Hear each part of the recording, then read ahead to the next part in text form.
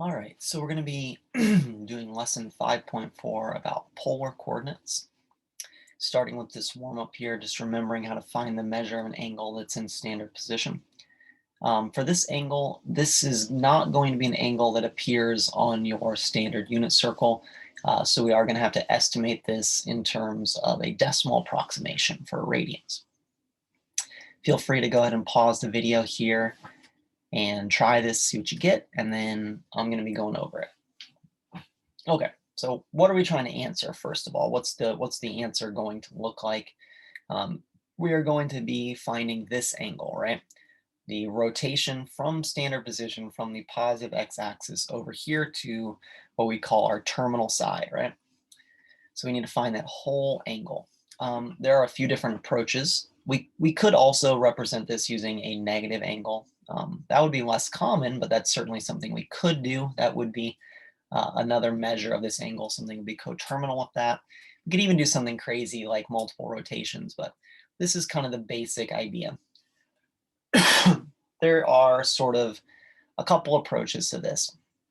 The main one, and the one that I'm going to be using, involves using our quadrantal angles as sort of guides and using them to kind of in combination with finding a different angle, kind of adding them together. Maybe let's illustrate it. So here would be 0 on our positive x-axis. This angle up here would be pi over 2. And this angle over here would be pi.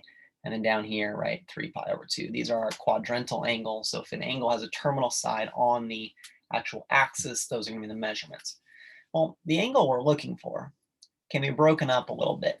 It can be, well, pi, which is this angle right here, plus this angle right in here, this interior angle of a triangle, of a right triangle. So if we drop our perpendicular there to the x-axis and we say, yeah, that's a right angle. So we have a angle which is pi and this angle in here. If I add them together, I'll just call it alpha. If I add them together, that's going to be the measurement of this angle. So the angle we're looking for is going to be pi plus alpha, whatever this alpha angle is. And we can figure out this alpha angle using kind of basic right triangle trigonometry. So let's go ahead and take a look at how we do that. Well, fortunately here, the coordinates are going to help us. We have a vertical side length down here, 3. And we have this side length over here, which is 4, or -4. Now, you can think about this as a negative value, and technically, if we're talking about direction, this is negative. It is going towards the negative direction. But if I'm just looking for this reference angle, this interior angle of this triangle, it is going to confuse things a little bit to use this as a negative angle. So what I'm going to do instead is I'm just going to assume it's positive. I'm just going to treat it like a right triangle that's not on a graph anywhere. I'm just going to be thinking about it like this. Right, just some right triangle somewhere. It's got a side length of 3, side length of 4, and I just want to know this angle, right? That way I can, whatever angle measurement I get in here, I can add it with pi, and I can figure out the measurement of our overall angle. If we go about finding this and we use the -4 and we use one of our inverse trig functions, we're going to run into some confusion, I think. So let's just use this as a basic right triangle here. And let's go that way. So anyway, here we have our opposite and our adjacent. So that means we're going to be using tangent. And to find the angle, we're going to be using inverse tangent. So tangent inverse of opposite over adjacent, that's going to equal our angle alpha.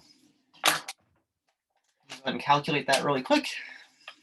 So tangent inverse, 3/4, and that's going to be around 0.64. Now again, this is not an angle that appears on our standard unit circle, so we're going to have to get a decimal approximation. So now, again, we know that our angle, the one we are looking for, which we'll call theta for this problem, is going to equal the pi angle, the 180 degrees, or pi, plus alpha. This was in radians, by the way. I haven't really said that, but I've been using radians exclusively here. Let's go ahead and do that calculation. We're going to do pi, which is approximately 3.14, plus the angle that we just found, alpha, or around 0.64. We add those together, and we get an angle that is approximately 3.78 radians. So radians. And there we go. That's really about all we can do. We could also figure out the negative angle. That would be something that could be done, right? If we did, 2 pi minus the measurement, or sorry, the angle that we have here, 3.78 minus 2 pi, we could get that one. Not really necessary, so we're going to go ahead and just stick with the answer we have. So that was an angle that we had to approximate. Let's go ahead and try one more, finding the angle, measure of an angle. But this one, we're going to try to find an exact measure. In that case, we're actually going to assume that this is one of the angles that will show up on our unit circle. So let's think about that. Well, obviously, these are not coordinates that we see on the unit circle. The unit circle is going to have a much smaller radius. These points are too far out. The point on the unit circle would have to be somewhere in here, where our radius would happen to be 1. But let's kind of approximate what's going on here. We have a y coordinate of 4, so this y coordinate here is 4. So that means our unit circle would be like all the way down here. This would be kind of our unit circle, right? Radius of 1. So whatever point is on the unit circle would be like right there. We can figure that out. We can actually figure out the coordinates of that. And that's going to be the way that I'm going to do this problem. Okay. So what I want to do is drop a perpendicular to the axis. That was supposed to be a line. I'm going to label two sides of my triangle here. So I have a vertical side of 4 and a horizontal side of -4√3. In this case, it doesn't really matter. I'm going to treat it as a negative. And I want to find my radius. And the way that I'm going to find my radius, or my hypotenuse here, is going to be by using the Pythagorean theorem. So 4 squared plus -4√3 squared equals radius squared. That's going to be 16 plus 16 times 3, which is 48, equals r squared. 16 plus 48 is 64. And the square root of 64 is 8. All right, so my radius here is 8. Well, what can I do? I can make this distance 1 if I scale down this triangle. I need to scale down this triangle by a factor of 8. If I divide my radius by 8, I'm going to turn my radius into 1. So I'm going to divide all of these side lengths by 8. That will scale down this triangle so that we're on the unit circle. So essentially, I'm going to be taking my x-coordinate and my y-coordinate and dividing them by 8 and see what we get. So that's going to be -4√3 over 8 and 4 over 8. We'll go ahead and reduce those, right? 4 over 8 is the same thing as a half. So this would be a 1, which I don't have to write. This would be a 2. So we end up with -√3 over 2. And we'll reduce this one as well. 4 over 8 is the same thing as 1/2. Awesome. This coordinate point, that's a point on our unit circle. I've seen that point before, right? We're looking for a coordinate of -√3 over 2, comma 1/2. Let's go ahead and open up the unit circle here. Unit circle. So we're looking for -√3 over 2, 1/2. Let me go ahead and clear that. -√3 over 2, 1/2. And we see that coordinate right here. So the angle we were looking for right here is 5 pi over 6. That's the angle on the unit circle that matches those coordinates right there. 5 pi over 6.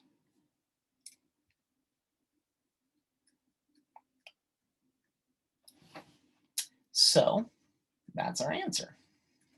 This angle right here, theta, is equal to 5 pi over 6.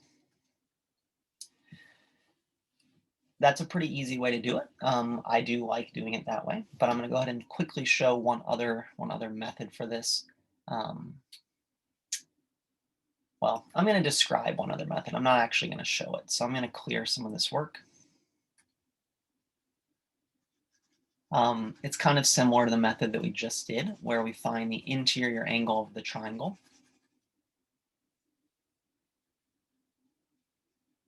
So let's go ahead and think about that. So we could find the interior angle of this triangle. We just call it alpha.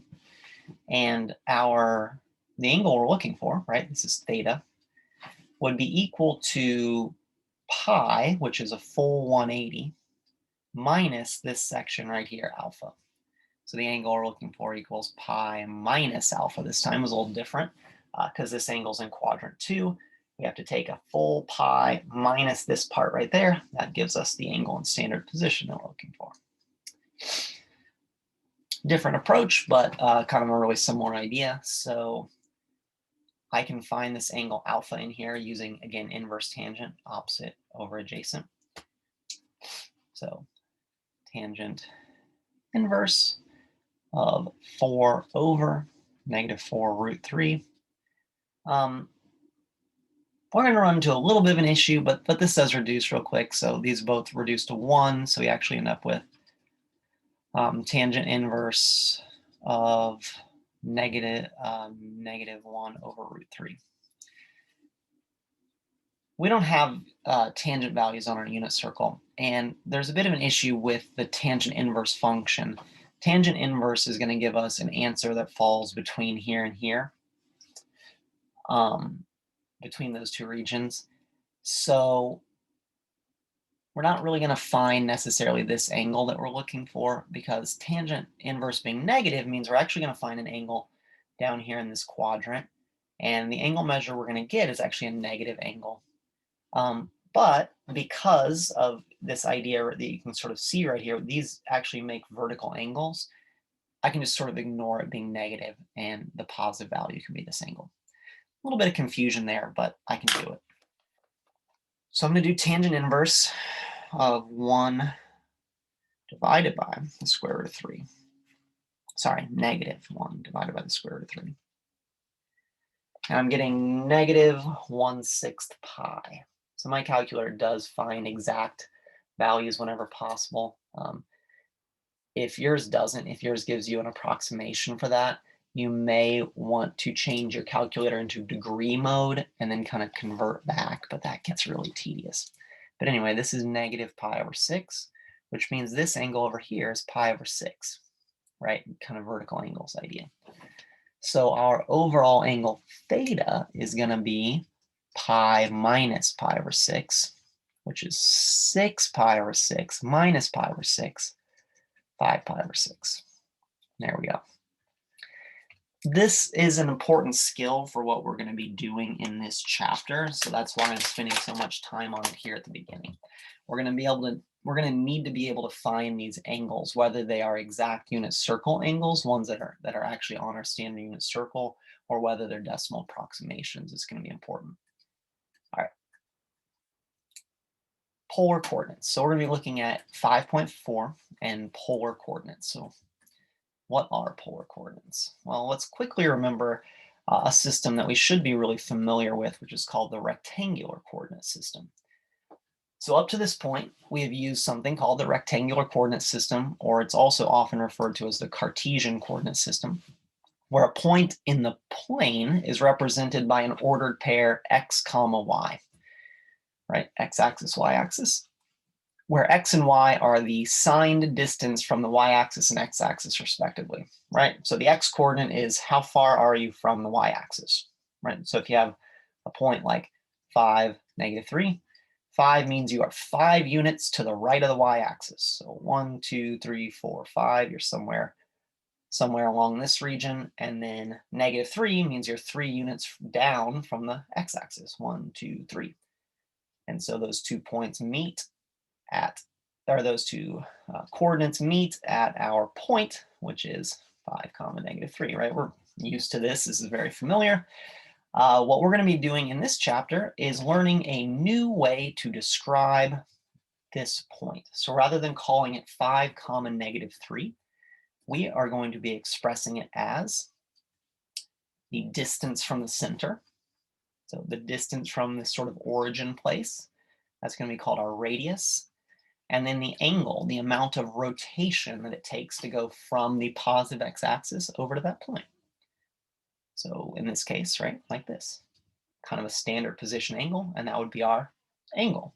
And so this point's coordinates would be r comma theta. The radius distance here, which is obviously not, not along the grid, so it's a little bit trickier to find, and then the angle measurement. And we were just figuring out how to find sort of angle measurements. So there we go. And thus we have a new coordinate system, which we call polar coordinates. So as you can see here, got some language that's going on, but the polar coordinate system measures a location using a direction and distance from a fixed reference point. So we call this the pole, which is sort of the equivalent to the origin in rectangular. Our points are going to be in the form r comma theta, where the radius r is the distance from the pole. And the direction theta is an angle who's in standard position, and the terminal side passes through our point. So let's just plot a point, for example. Let's say we have a point of 6 comma 4 pi over 3. Just something random here, right? So that means we're going to be 6 units away from the pole outward, and we're going to be along the angle 4 pi over 3. You can kind of figure this out in a couple different ways. 4 pi over 3 would have a terminal side right over here on the 4 pi over 3 line, right? That means that this angle right here is our 4 pi over 3 angle. From standard position always is measured from one side being along the positive x-axis over here, or what's going to be called the polar axis at 0 degrees. And we are 6 units from the center, from the pole. So 1, 2, 3, 4, 5, 6. And so that's this point right there. There are some other things we can do. We can have negative angles, we can have negative radiuses, we can have angles that are more than one rotation. We can do all kinds of different things with that. We'll see them as they come. All right, let's practice graphing some points. So in class, you had the option to move these dots around to find these, but I'm just going to go ahead and talk about them here. So A, pretty straightforward. We're going to plot the point 3 comma pi over 3. So I always start with the angle. I don't know if that's right or not, but I look and see where pi over 3 would end up, where that terminal side would be. So it's going to be right along here. And 3 just means we're going to be 3 units away from the pole. So we kind of count how many circles we're out. So 1, 2, 3. And that makes it right there. So that's our point A. All right, now let's do point B, which is 4 comma negative 11 pi over 6. A lot going on with this. This is a negative angle, right? So that means actually clockwise rotation rather than counterclockwise rotation. So I can't just go to 11 pi over 6 and say, all right, there we go. That's my point. What I have to do instead here is I have to go negative that amount. Well, what would be negative that amount? Because positive 11 pi over 6 would be this much. That's like so close to a full rotation. We're just short whatever this amount is, which is approximately 30 degrees. So if we go the other direction, we're going to be just short of a full rotation, the same amount. It's going to be symmetrical right up here. Right? We're going to be symmetrical. So negative 11 pi over 6 would end right there. That would be a rotation of negative 11 pi over 6 right here. Negative 11 pi over 6. And we need to be 4 units from the center. So 1, 2, 3, 4. Sometimes people like to figure out a coterminal angle with this rather than go through the process that I was just talking about. So you can certainly do that. An easy way to turn a negative angle into a positive angle is just add 2 pi to it. Add a full rotation, add 2 pi. So you could just simply add 12 pi over 6 to this. Negative 11 plus 12 is 1. That's just pi over 6, right? So you can find it out right there where it would end up in terms of a positive angle as well. That's probably easier than what I did, but both are super valid. All right, and our next one, we have 1 comma 19 pi over 4. 19 pi over 4, that's quite a large angle. That's more than one rotation. There's a couple 2 pi's in this actually. So thinking about it, 2 pi is equivalent to 8 pi over 4. So if I break this down, This would be 8 pi over 4 plus 8 pi over 4. Sorry, 8 pi over 4 plus, that's 16. We need to get to 19, so plus 3 more, 3 pi over 4. So this is a full rotation, 3 pi over 4. So this is going to be a coterminal angle with 19 pi over 4.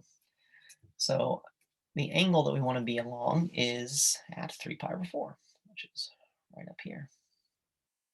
Again, the angle that we're using here is actually a lot more complicated than this. It's 1, 2 rotations, and then ending up right there, right? It's a lot of rotating and ending there, but we can kind of simplify that and reduce it to simply 3 pi over 4. And then we want to be 1 unit away, so we're actually really close to the pole. That's our point C. All right, and then the last one, this one's kind of tricky because I haven't really talked about this. We have a negative radius. Oof, what do we do with a negative radius? It's actually a little complicated, but the angle is not. We're at pi over 4. So pi over 4 is simply right here. And we have a negative radius. That actually means that instead of going out towards pi over 4, we actually go the exact opposite direction. So we actually go this way towards 5 pi over 4, exactly 180 degrees or pi units away. And now we go -3. We go 3 this way. 1, 2, 3. So actually we go sort of the exact opposite direction that our angle would tell us. 180 degrees or pi radians, the opposite direction. So that's how we handle negative radiuses. Kind of cool. And that's point D. All right, let's go ahead and clear this, keep moving forward. So kind of cool thing here about this, in rectangular coordinates, every point has one set of coordinates. You know, if your point is whatever, 1, 3, that's the only way you can write it. There's no other way to write that coordinate in rectangular. But in polar, the same point can be represented in many different ways. We can do it as a positive angle, a negative angle, multiple rotations, negative radiuses. All of those give a slightly different form for our coordinates, but they mean the same point. They describe the exact same point, but with a different set of coordinates. So let's take a look at this point on our graph. I think the most straightforward way would be, it's pi over 3, that's our angle. And this radius is 1, 2, 3, 4. 4 comma pi over 3. Easy, right? That would be the way you'd probably want to do it if you were trying to be, you know, pretty straightforward with this idea. Now, this point could also come up in a function or something, and you know, we could end up having more than one rotation. So if we want more than one rotation, let's just add 2 pi to it. Let's just take our angle, add 2 pi. That's adding a full rotation. So that's saying, all right, instead of pi over 3, we're going to do this, which would turn this into 4 comma. So 2 pi is 6 pi over 3, so it'd be 7 pi over 3 if we add a full rotation onto that. Well, what about a negative angle? Oh, great. Yeah, we could do a negative angle also. We could, instead of adding a full rotation, we could just take away a full rotation. So if we take away a full rotation, right, that's just the same thing as giving us our negative angle here. So let's take away a full rotation. So we minus 6 pi over 3 to that. And that would be 4 comma negative 5 pi over 3. We could also have a negative radius, which would not be that difficult to accomplish, right? That means the angle would have to point in the exact opposite direction. So we want to be pointing this way, exactly the opposite there. So that'd be our angle. What's that? 4 pi over 3. And then our radius would just be negative 4 instead of positive 4. So that instead of going out to 4 pi over 3, we'd go this way. We ended up at A anyway. So that point, that's just 3 completely different ways to represent this same coordinate right there. So that, in total, that's 4. And we could come up with an infinite number of them. We could just keep adding rotations in both ways, right? We could add another full rotation to all these, take away full rotations, and come up with totally different things. We could have a negative radius and a negative angle, right? We can do all kinds of sort of things. So every point actually has an infinite number of coordinate representations, which is totally unique to polar. That's not what happened in our previous system. All right, so kind of a summary here. This is kind of dense and symbolic, so I'll just kind of go over it, and I'll end part 1 here. So any point r comma theta can be written as r comma the angle plus a multiple of a full rotation. That's what k, 2 pi k is telling us. So plus a multiple of a full rotation. And k is any integer, so it could be a positive rotation or a negative rotation. Being an integer, it could be a negative value. So if we add or subtract of any number of full rotations, we're going to end up in the same spot. Makes sense. Also, we can add a negative radius in this. If we have a negative radius, well, then we have to add a half rotation so that we're going in the opposite direction. That's how that negative radius works, right? It has to go in the opposite direction, and then we go negative from there. Then plus any number of rotations again, or minus any number of rotations as well. So just reading through this again, this is saying, all right, if we're using a negative radius, we got to point the opposite direction, add a pi, so we're pointing in the opposite direction. And then you can just add multiple rotations or take away multiple rotations, and we'll end up in the same spot. The only other thing here on this page is the coordinates of the pole. The pole is 0, any angle. Doesn't matter. If we're 0 units from the pole, then we're on the pole. Doesn't matter what the angle is. We're on the center, so any angle is the same. All right, let's go ahead and stop part 1 right there, and we'll pick up in part 2. See ya.